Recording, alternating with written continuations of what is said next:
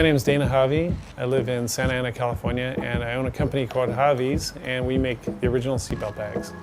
Grew up in Australia. I'd always wanted to come to America. You know, all the movies, all the great music, all the great cars, all the great bikes, and it was my dream. So I guess I'm living the dream here in California. One of our neighbors actually had this 1950 Buick sitting in her driveway. I passed that thing for like 2 years and I said, you know, I'm gonna knock on the door and see if she wants to sell it. Sure enough, she said, yeah, I'd be willing to sell that. And they didn't have seatbelts, and so I went down to the upholstery store and grabbed this whole roll of red seatbelt. About 6 months later, I'm looking at the roll and I said, what am I gonna do with that roll? My wife said, well, could you make me a handbag out of it? You know, match the Buick. And I said, oh, let me think about that. You know, I worked all night on something. I had this vision, and in the morning she woke up and it was sitting there on the table, and she's like, wow, I really like that. And she kind of used that for a little bit, and then her friends started liking it, and they're like, hey, can you make me one? And so it kind of grew from there, and then 15 years later we're still making them here in the US, and you know, living the dream. I think I say that a lot. To me, there's no fun in like emailing an order overseas and, you know, getting product shipped 6 months later. Like I like to see it built, you know, and be a part of that process and refine it and tinker.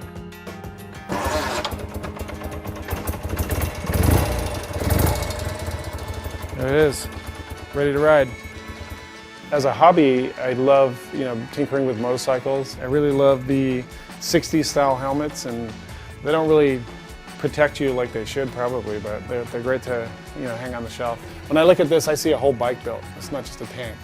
That's for a Triumph, and so when I look at that, I'm like, one day I'm gonna build that. I guess for me, I get lost in here. I come in the garage and I'll close that door, turn the lights on, and I can just spend hours in here and just tinkering on the bike. I grow. It's not just the motorcycle that's evolving from, you know, a bunch of parts. It's like I feel like I'm building myself too. This is my 1977 Harley FLH. And when I got this thing, it was bone stock. And the only thing really that's surviving from that is the transmission and the motor. Everything else has kind of been built up around it. It's the original Harley Springer front end. And you know, I found this at a swap meet, this old tank with the original paint from the 60s. This old Bates seat. You know, these are eBay finds right here. You know, this is pretty much scratch built. And then we come over here to the BMW, and it's 1970 R75/5. This thing's bone stock. I mean, the only thing that I really changed on this from when I got it was I got this European police seat. So it's kind of like a single seat, and I actually got that from Germany, eBay find. And it's the smoothest bike I've ever ridden. You always want to fix something. It's like something inside of us. Only, you know, tinkerers really understand it. It seems like, you know, you're just kind of chasing like a nirvana and like the perfect build and what you're gonna do. But like as soon as it's done, you're like, okay, that's great. And now on to the next. It's so fun to ride them, you know. It brings me back to when I was a kid. Getting home from school, jumping on your bike, and you just go all over the place. And you don't come back until, you know, 8:30 when it's just about to get dark. Just that sense of freedom and just being out in the open. You don't really get that when you're in a car. You're kind of boxed in, and you don't smell the jasmine that's just blooming, you know, in the bush down the street.